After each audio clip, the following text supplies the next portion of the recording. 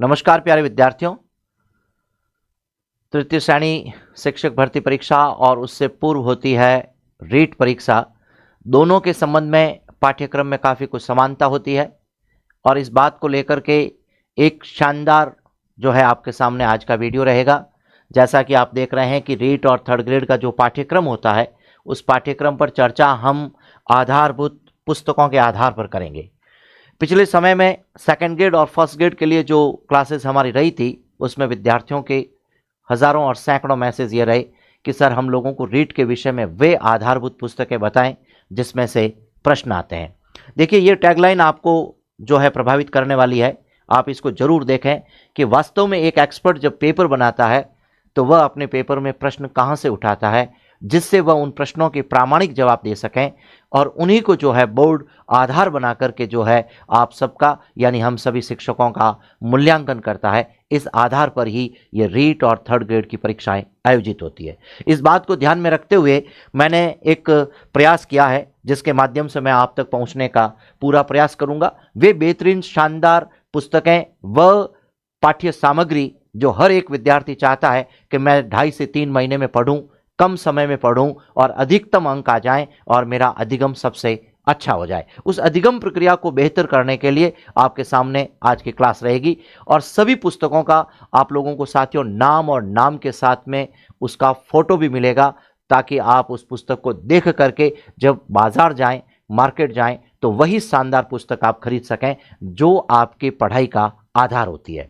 साथियों, ये हमारा टेलीग्राम ग्रुप है जो कि इसका लिंक डिस्क्रिप्शन में जाएंगे तो आप टेलीग्राम से जुड़ेंगे। इस क्लास के बाद में इसका पूरा पीडीएफ आपको वहां भी देखने को मिलेगा। दोस्तों, रीट की जो परीक्षा होती है L1 और L2 के रूप में रहती है। 150 अंकों का ये मैटर होता है, 150 ही इसमें प्रश्न होता है। ये कुछ सामान्य जानकारियां हर विद्यार्थी जानता है, लेकिन इसमें एक विशेष जानकारी, इन दोनों ही पाठ्यक्रम की बात करें तो साथियों बाल एवं मनोविज्ञान जिसे कहते हैं शिक्षा मनोविज्ञान पाठ्यक्रम में समान रूप से है। इसलिए L1 के लिए और L2 के लिए जो बेसिक पुस्तकें होती है वो आपको अगली स्लाइड पर देखने को मिलेगी। इसके बाद ही साथियों हम जब प्रथम भाषा के रूप में चयन करते हैं तो प्रथम भाषा के रूप में हमारे पास में हिंदी का चयन हम लोग करते हैं अधिकतम साथी, और द्वितीय भाषा के रूप में साथियों आप देखेंगे तो संस्कृत भी मिलेगी और कुछ विद्यार्थी अंग्रेजी भाषा का भी जो है चयन करते हैं। इस बात को ध्यान में रखते हुए अंग्रेजी के विद्यार्थियों के लिए भी मैंने कुछ काम किया है कि वे कौन सी बेहतर सामग्री हो सकती है जिससे एक अंग्रेजी का भी अच्छे तरीके से शिक्षण और व्याकरण को पढ़ा जा सकता है, उसके ग्रामर को अच्छा किया जा सकता है। साथियों, इसके बाद अगर हम लोग बात करें तो जो है बिंदु हमारे पास में रहता है वह विषय के रूप में हमारा बिंदु आता है, जिसमें L1 की बात करते हैं तो जिसे हम पर्यावरण अध्ययन के नाम से जानते हैं या जिसके साथ में गणित के जो प्रश्न बनते हैं उस सामग्री को भी इसमें सम्मिलित किया गया है।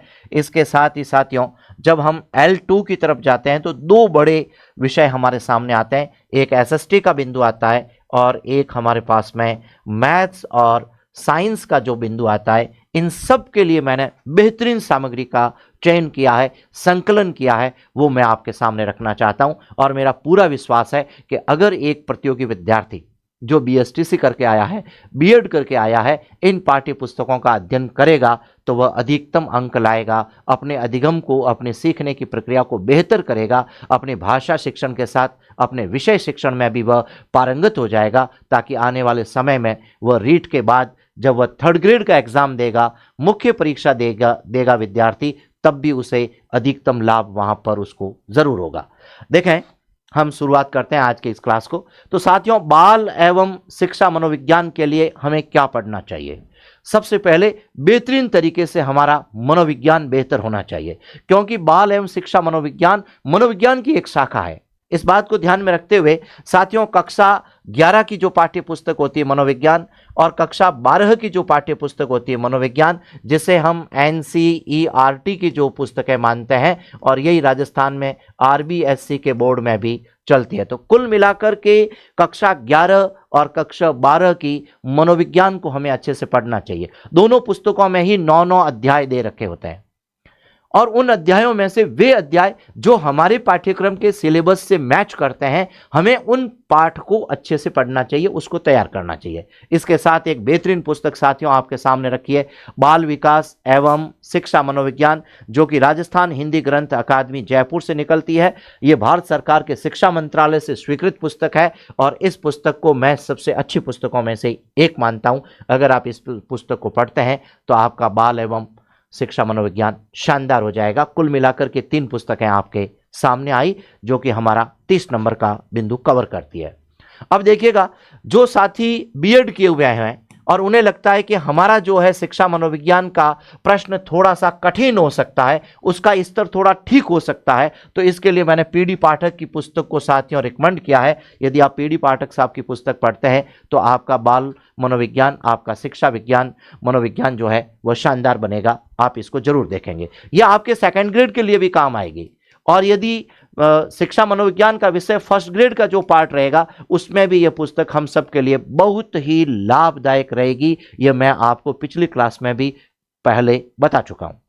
दोस्तों, इसके साथ यहां एक लाइन लिखी है, बीएसटीसी कोर्स में संचालित शिक्षा मनोविज्ञान की पाठ्य पुस्तकें जो होती है, जो साथी प्रथम वर्ष में और द्वितीय वर्ष में पढ़ चुके होते हैं, उन्हें भी मैं यह कहना चाहता हूं कि आप देख सकते हैं, वे भी अपने आप में अच्छी पुस्तकें हैं। जैसे कि मैं हिंदी की पुस्तकों के यहां कवर पृष्ठ बताऊंगा आपको, इसी तरीके से शिक्षा मनोविज्ञान की जो है पुस्तकें भी आपको बाजार में मिलेगी। जो बीएसटीसी के विद्यार्थी हैं वो अच्छे से समझ गए होंगे कि उन्होंने अपने 2 वर्ष के स्कूली शिक्षा में उन पुस्तकों का अध्ययन जरूर किया होगा। नेक्स्ट देखिएगा साथियों, हिंदी जो हमारा 30 प्रश्न और 30 अंकों का बिंदु रहता है, इसके लिए 15 जो अंक है साथियों वो हिंदी के व्याकरण से रहते हैं और 15 अंक जो है हमारे भाषा शिक्षण से रहते हैं। इन दोनों बिंदुओं के लिए भी हमारी सबसे अच्छी पुस्तकें क्या हो सकती है, उसको ध्यान दीजिएगा। आज के हमारे जो टैगलाइन थी उसमें हमने लिखा है कि प्रश्न यहीं से आते हैं, और मैं आपको कहता हूं कि पुराने प्रश्न उठा करके देख लीजिएगा। व्याकरण का एक भी प्रश्न इन दोनों पुस्तकों में से बाहर नहीं है, हूबहू वहीं से आता है। अरे आएगा ही भैया, एक एक्सपर्ट जब पेपर बनाएगा तो कहां से प्रश्न बनाएगा, जिसे जवाब देना होता है। और ऐसी स्थिति में वो राजस्थान माध्यमिक शिक्षा बोर्ड को अपना आधार बनाता है, एनसीईआरटी को अपना आधार बनाता है। मैं कहता हूं सीटेट हो चाहे एचटेट हो, चाहे किसी भी प्रकार का स्टेट का कोई टेट का एग्जाम चलता है, रेट का एग्जाम चलता है, तो उसके लिए हमें इन पुस्तकों को बड़े आराम से, गंभीरता से, धैर्यपूर्वक अध्ययन करना चाहिए। फिर देखिए तुम्हारा रिजल्ट किस तरीके से प्रभावित होता है। दोस्तों, हिंदी भाषा शिक्षण को लेकर के 2 पुस्तकें मैंने आपके सामने रखने की कोशिश की है। एक तो निरंजन कुमार सिंह की पुस्तक जो कि सेकंड ग्रेड के लिए भी उपयोगी है, इसी के साथ में यह फर्स्ट ग्रेड के हिंदी के विद्यार्थियों के लिए उपयोगी है। और इसी के साथ साथियों अगर आप ध्यान देंगे, बीएसटीसी के कोर्स में भाषा एवं अभिव्यक्ति की पुस्तकों के रूप में हिंदी भाषा शिक्षण एवं प्रवीणता ये प्रथम वर्ष की पुस्तक है। इसी के साथ हिंदी भाषा एवं शिक्षण और प्रवीणता की ये जो है द्वितीय वर्ष की पुस्तक है। इनको पढ़िए, इनको देखिए, आपका पाठ्यक्रम कैसा है। पुराने प्रश्न पत्र के प्रश्न मिलाइए, आपको किसी न किसी पेज पर वो उसी रूप में देखने को मिलेंगे। और आगे भी प्रश्न यहीं से आएगा, पहले भी यहीं से आए थे, आगे भी आएंगे। और जब जब ये परीक्षाएं होती रहेगी, इन्हीं को आधार बना करके आपका प्रश्न पत्र तैयार किया जाएगा। देखिए आगे कुछ और चीज है साथियों। संस्कृत शिक्षण की बात करते हैं तो मैं ये मानता हूं कि अगर हिंदी का विद्यार्थी है और वह संस्कृत की परीक्षा भी दे रहा है, दोनों भाषाओं के साथ काम करता है, तो व्याकरण में काफी कुछ समरूपता होती है, काफी कुछ उसे लाभ मिलता है। लेकिन जिसको लगता है कि मेरा बेसिक कमजोर है, तो साथियों मैंने 10वीं कक्षा की पुस्तक का फोटो आपके सामने रखा, व्याकरण विधि। ये जो संस्कृत व्याकरण होती है उसके लिए अभ्यास की पुस्तक है एक प्रकार से। अच्छा, अब इसके साथ व्याकरण को और बेहतर करना है साथियों, तो संस्कृत व्याकरण एवं लघु सिद्धांत कौमुदी डॉक्टर कपिल देव द्विवेदी की जो पुस्तक है, अनेक प्रकार के वर्जन इसके मिलते हैं, कवर पृष्ठ चेंज हो सकता है। इस पुस्तक को भी अपने पाठ्यक्रम का हिस्सा बनाना चाहिए। यह भी आपके जो है स्टडी कक्ष में पुस्तक होनी चाहिए। जबरदस्त शानदार पुस्तक है। मैंने जब बीए में अध्ययन किया था तब भी उस पुस्तक को पढ़ा था, आज भी मैं इस पुस्तक को सबसे अच्छी पुस्तकों में से एक मानता हूं साथियों। इसके बाद संस्कृत शिक्षण की बात आती है। काफी सारे विद्यार्थियों को रहता है कि सर हम संस्कृत शिक्षण कैसे तैयार करें। जैसे आपने हिंदी शिक्षण की जो है पुस्तक बताई, वैसे हमें संस्कृत शिक्षण की पुस्तक बताइए। तो साथियों डॉक्टर राम सकल पांडे की यह पुस्तक है, आपके लिए काफी उपयोगी साबित होने वाली पुस्तक है, आप इसको पढ़ें। इसके अलावा यदि हम थोड़ा पीछे चलते हैं तो चूंकि भाषाओं का जो शिक्षण होता है साथियों वो बहुत कुछ मिलता होता है, तो हिंदी और संस्कृत के शिक्षण की जब बात करते हैं तो इनके सभी के सभी मेथड जो होते हैं वे आपस में एक जैसे हैं। तो इस पुस्तक का आप अध्ययन करते हैं तो आपको संस्कृत में भी अधिकतम लाभ मिलेगा। इसलिए मैंने उन साथियों के लिए जिनका विषय इंग्लिश नहीं रहा है उन्हें मैंने सेकंड लैंग्वेज में संस्कृत लेने के लिए भी जो है आपको पुरजोर इस बात के लिए बल दिया था। आगे बढ़ेंगे। अब संस्कृत के अलावा वे विद्यार्थी जिनका सेकंड लैंग्वेज के रूप में अंग्रेजी विषय रहा है उनको क्या पढ़ना चाहिए उस पर भी हम आगे चर्चा करेंगे। लेकिन साथियों छठी कक्षा से 8वीं कक्षा तक की संस्कृत की जो पाठ्य पुस्तकें होती है, जैसे मान लीजिए ये दीपकम भाग 1 है, रुचिरा भाग द्वितीय है और ये रुचिरा भाग तृतीय है। साथियों इसको पढ़ने से जिनका संस्कृत कमजोर है, जिनका वोकैबुलरी यानी कि शब्द ज्ञान कमजोर है, वो धीरे धीरे जो है यहाँ से अपने शब्द ज्ञान और कहना चाहिए संस्कृत के व्याकरण को बेहतर करने की कोशिश कर सकता है। अच्छी पुस्तक है, अभ्यास रहेगा और यहीं से प्रश्न बनता है। अब साथियों L1 और L2 के लिए अगर हम संस्कृत शिक्षण की बात करते हैं तो मैंने हिंदी की जानकारी दी थी, उस पुस्तक के माध्यम से आगे बढ़ सकते हैं। और जिन साथियों ने BSTC में संस्कृत रखा होगा उनके लिए जो ये 2 पुस्तकें चलती है प्रथम वर्ष के लिए और द्वितीय वर्ष के लिए, इस पुस्तक को आधार बनाना चाहिए। मैं तो कहता हूं अगर कोई सेकंड ग्रेड का विद्यार्थी है, फर्स्ट ग्रेड का विद्यार्थी है और संस्कृत शिक्षण की जो मेथड को सीखना चाहता है, शिक्षण विधियों के बारे में अध्ययन करना चाहता है, तो भी इन पुस्तकों को वह अच्छे से पढ़ सकता है। आगे देखिएगा साथियों, अंग्रेजी भाषा के लिए कक्षा 6 से 8 तक की जो पुस्तकें होती है उन पुस्तकों को हमें पढ़ना चाहिए। यहाँ से अपना व्याकरण यानी कि अंग्रेजी जो है ग्रामर को बेहतर किया जा सकता है। इसके साथ में BSTC की जो पुस्तकें चलती है प्रथम वर्ष और द्वितीय वर्ष के लिए, इन पुस्तकों को भी लेना चाहिए। और जैसे कि हिंदी में मैंने बताया, जैसे संस्कृत में बताया, वैसे अंग्रेजी के लिए भी BSTC क्लास में ऐसी पुस्तकें चलती है। बीएड के लिए भी अगर कोई पुस्तक आपको ठीक लगती है तो देख सकते हैं। और मैंने आपको जो पुस्तक बताई है वो अंग्रेजी ग्रामर प्रैक्टिकल के लिए साथियों ये KP ठाकुर की है। सेकंड ग्रेड के लिए भी बहुत ही उपयोगी है, थर्ड ग्रेड के लिए भी ये बहुत ही उपयोगी है। इसी के साथ में फर्स्ट ग्रेड का अगर कोई साथी है तो उसके लिए भी ये उपयोगी है। ओवरऑल अगर कहा जाए, अगर बड़े स्तर पर कहा जाए तो प्रैक्टिकल रूप से अगर जो बाइलिंगुअल भाषा में होती है, हिंदी और अंग्रेजी दोनों भाषाओं में लिखी हुई व्याकरण की कोई पुस्तक है, ग्रामर की कोई बुक है अंग्रेजी के लिए, तो इस पुस्तक को मैंने पहले भी पढ़ा है, आपके लिए भी मैं इसको रिकमेंड करता हूं। बाकी आप सभी लोग साथी जो विद्यालय पुस्तकें होती हैं उसे कम से कम आप 6ठी से 10वीं तक भी लेकर के उसका अध्ययन कर सकते हैं। नेक्स्ट देखिएगा साथियों, आपके सामने L1 का अगर कोई विद्यार्थी, जिसे अपन गणित विषय और पर्यावरण की बात करते हैं, जिसका अध्ययन किया जाता है, तो ये पुस्तकें हम देख सकते हैं। कक्षा 5 से 10 के जो पुस्तकें होती है गणित की, उसको ठीक से देखना चाहिए, अभ्यास करना चाहिए। EVS की जो 1ली से 5वीं तक की पुस्तकें आती है उसको हमें जरूर से अच्छे से पढ़ना चाहिए। तो कुल मिलाकर के ये जानकारी आई। इसके बाद गणित शिक्षण के जो प्रश्न आते हैं उसके लिए तो साथियों शिक्षा मंत्रालय, राजस्थान हिंदी ग्रंथ अकादमी में पुस्तक आती है, SL जैन की पुस्तक आती है गणित शिक्षण। अगर कोई विद्यार्थी सेकंड ग्रेड का विद्यार्थी है और गणित में तैयारी कर रहा है तो उसके लिए भी यह पुस्तक रामबाण साबित होगी। ये बात आप याद रखना। रामबाण का मतलब समझते हैं, वह चीज, वह बाण जो कभी खाली नहीं जाता है, वह अपने लक्ष्य का भेदन करता है। तो आपको यह सीखने में भी यह पुस्तक अपने लक्ष्य का भेदन जरूर करेगी। आगे बढ़ेंगे साथियों, L2 के लिए जो गणित और विज्ञान के विद्यार्थी, जिससे अपन साइंस मैथ्स वालों की बात करते हैं और जिसके 60 प्रश्न हमको यहां देखने को मिलते हैं, उन्हें कक्षा 6 से 10 के गणित और विज्ञान को बेहतर तरीके से सीख लेना चाहिए। जिसे हम जनरल साइंस की बात करते हैं, जिसे हम सामान्य गणित की बात करते हैं, जो आम सभी भर्ती परीक्षाओं में देखने को मिलता है, वही चीज यहाँ रीट के 60 अंकों के लिए और मुख्य परीक्षा के लिए साइंस मैथ्स के प्रश्न बनते हैं। लेकिन इसके कठिनता के स्तर को देखते हुए मैं यहाँ बात कर रहा हूँ, L2 के बारे में बात करता हूँ, तो उसे कक्षा जो है साथियों 12 तक भी जाना चाहिए। जो पाठ्यक्रम उससे मैच करता है वहां से वे चैप्टर भी हमें अच्छे तरीके से तैयार कर लेने चाहिए। फिर आगे बढ़ता है साथियों, इसी तरीके से SST का कोई विद्यार्थी, जो सबसे अधिक संख्या में विद्यार्थी रहते हैं, यहां विद्यार्थियों की संख्या सबसे ज्यादा है, तो साथियों यहां आपको 2 काम करने पड़ेंगे।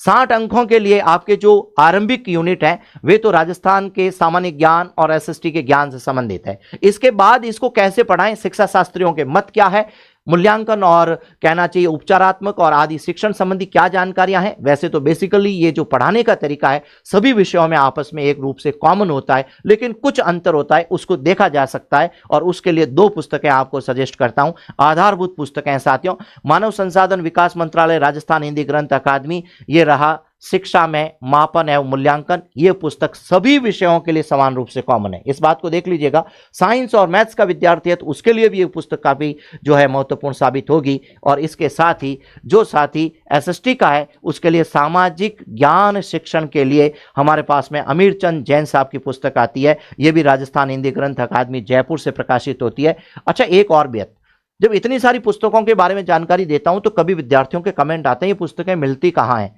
तो साथियों, ये पुस्तकें वहां नहीं मिलेगी जो आधुनिक जो शिक्षा के महारथी बने हुए हैं, ये उनकी पुस्तकें नहीं है।